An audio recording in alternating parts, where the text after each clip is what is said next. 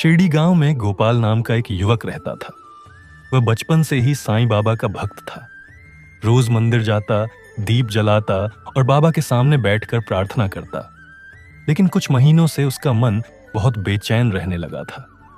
गोपाल की दुकान धीरे धीरे बंद होने के कगार पर थी। व्यापार में घाटा, घर में तनाव और लोगों की ताने सुनकर वह टूट चुका था। एक दिन उसने बाबा के सामने जाकर कहा, बाबा, मैंने आपकी भक्ति में कभी कमी नहीं रखी, फिर भी मेरे जीवन में इतनी मुश्किलें क्यों? साईं बाबा मुस्कुराए और बोले, बेटा, क्या तू मुझे सिर्फ सुख के समय याद करता है या दुख के समय भी? गोपाल बोला, दोनों समय बाबा, मैं तो आपका ही हूं। बाबा ने कहा, तो फिर यह मान कि जो कुछ भी हो रहा है वो मेरी ही मर्जी से हो रहा है और मेरी मर्जी हमेशा तेरे भले के लिए होती है। गोपाल चुप रहा। बाबा ने उसे एक थाली में रेत भरने को कहा और कहा, इसे कंधे पर रखकर बाजार तक ले जा। वह हैरान हुआ, पर बाबा की आज्ञा मानकर चल पड़ा। थोड़ी दूर चला तो थक गया और बोला, बाबा, यह बोझ बहुत भारी है।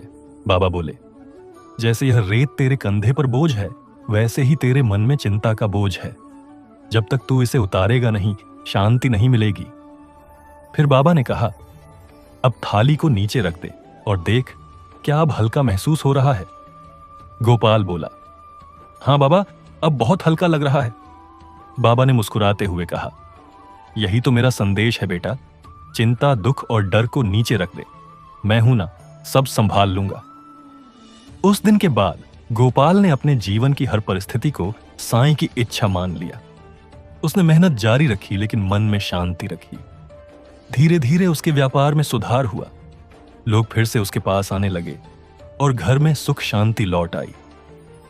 एक दिन जब वह मंदिर में दीपक जला रहा था तो उसके मन में गहरी अनुभूति हुई, बाबा ने मुझे सिर्फ संकट से नहीं बल्कि मेरे अहंकार और डर से भी मुक्त किया है। साईं बाबा द्वारकामयी में बैठे मुस्कुरा रहे थे। उन्हें सब पता था, क्योंकि सच्ची भक्ति वही है जब इंसान अपने मन का बोझ बाबा के चरणों में रखकर शांत हो जाए। साईं बाबा हमेशा हमारे साथ हैं। मुश्किलें इसलिए नहीं आती कि हम टूट जाएं, बल्कि इसलिए कि हम श्रद्धा और सबूरी का अर्थ समझ सकें। जब हम भरोसा रखेंगे, बाबा रास्ता जरूर दिखाएंगे।